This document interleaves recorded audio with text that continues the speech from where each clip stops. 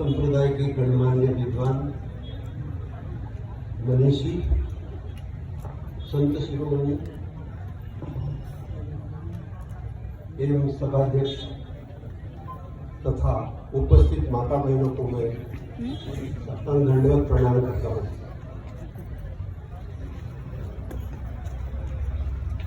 कुछ उत्तर भारत से भी लोग आए हैं, उन्हें पता चले कि यहाँ पर क्या हो रहा है, इसलिए मैं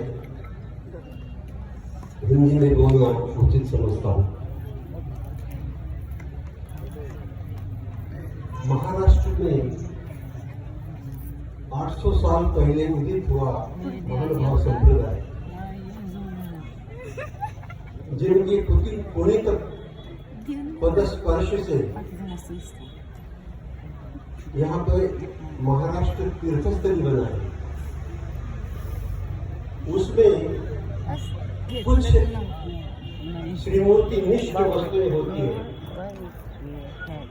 और उस वस्तुनिष्ठ वस्तु में भगवान स्वामी श्री चक्रधर जी ने जो वस्त्र धारण किए अथवा प्रसन्नता पूर्वक स्वीकार किए अथवा आचार्यों ने प्रसन्नता पूर्वक जो हमें परंपरा चलाने के लिए दिए हैं, उन वस्त्रों को हम वस्त्र प्रसाद देते हैं। सबसे पहली बात, स्वामी श्री चक्रधर जी ने हमें ये बताई है कि हमारी श्रद्धा होनी चाहिए, और श्रद्धा हो तो ही हमें ज्ञान प्राप्त होता है। श्रद्धावान लभते ज्ञान। जैसे कि हम रेल में सफर करते हैं, प्राय सभी लोग रेल में सफर करते हैं। रेल में सफर करते हुए हम खाना खाते हैं, बातचीत करते हैं, अपने बर्थ पर सोते हैं और निश्चिंत हो जाते हैं जब तक अपना स्थान नहीं आता। हमारे मन में एक ही बात होती है कि हमारा स्थान आएगा और हम उतर जाएंगे। जीवन का सफर भी इसी प्रकार से गुजर जाता है, परंतु एक बात के ऊपर हम कभी चिंतन नहीं करते कि हमारे खाते पीते बोलते सोते जागते हुए गाड़ी कैसे चल रही है, गाड़ी को कौन चला रहा है और गाड़ी को किस प्रकार से सचेत होकर के वो चल रहा है, उसके ऊपर ही हमारा जीवन निर्भर है। इस बात से कोई भी ज्ञात नहीं होती किसी को, न इसके ऊपर कोई चिंतन करता है। परंतु सत्य तो ये है कि जितना ड्राइवर कुशल होगा उतना ही वो आपको गंतव्य पर पहुंचा सकता है। इसी प्रकार हम अपने शरीर के प्रति तो बहुत ध्यान देते हैं, परंतु शरीर को चलाने वाली आत्मा और एकाग्रता, इसके ऊपर हमारा ध्यान नहीं होता। इसलिए हमें जीवन में शरीर चलाने के लिए आत्मा की जरूरत है और आत्मा को सचेत करके ईश्वर का स्मरण करने की आवश्यकता है। और वही प्रसाद सेवा में हम किस प्रकार से साधन से साध्य को प्राप्त कर सकते हैं, इसकी विशेषता बताइए। ईश्वर के साथ कैसे जुड़ जाते हैं, ये बात बताई है। तो जीवन में हमें श्रद्धा की अत्यंत आवश्यकता है। जब तक श्रद्धा नहीं होगी तो हम अपने गंतव्य तक पहुंच नहीं सकते। और श्रद्धा के लिए हमें ड्राइवर के ऊपर विश्वास करना पड़ता है, उसी प्रकार हमें आत्मा पर विश्वास करना पड़ता है। आत्मा जो कुशल होना चाहिए, इसी को गीता में कहा है और कठोपनिषद की तृतीय अध्याय में भी कहा है, आत्मान रथिनो विद्धि। आत्मा को रथी समझ लीजिए, सारथी समझ लीजिए और उसके ऊपर अपना संयम रखिए।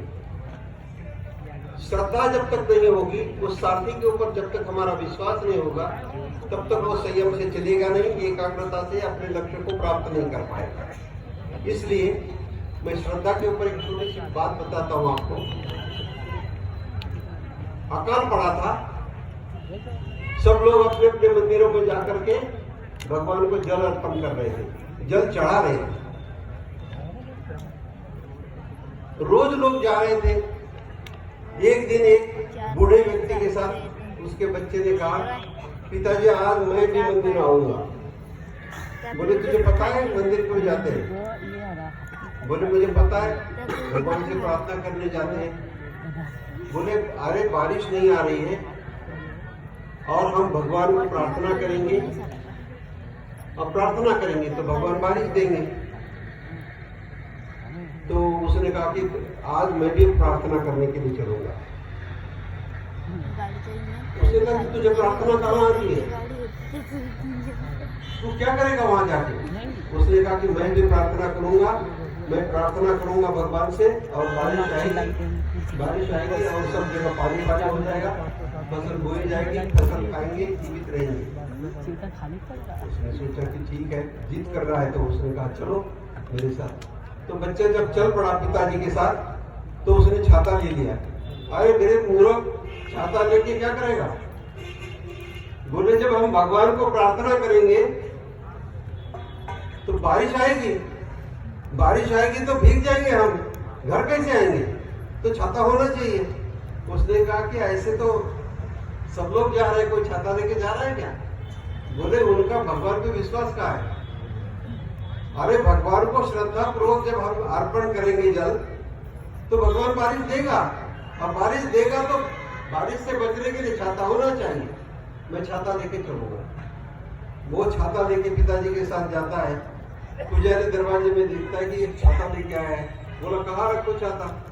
उसने कहा भाई छाता की क्या जरूरत है यहाँ पे, यहाँ तो जल की जरूरत है, भगवान को जल चढ़ाया जाएगा।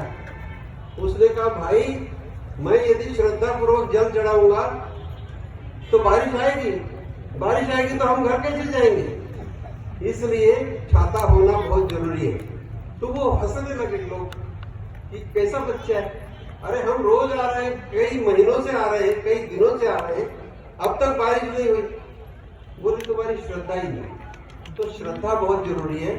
श्रद्धा हो, श्रद्धावान लभते ज्ञान, श्रद्धा से हमें ज्ञान प्राप्त होगा, और ज्ञान से हम ईश्वर की खोज करेंगे, और श्रद्धा से ईश्वर तक पहुंचेंगे। बोले कृष्ण भगवान।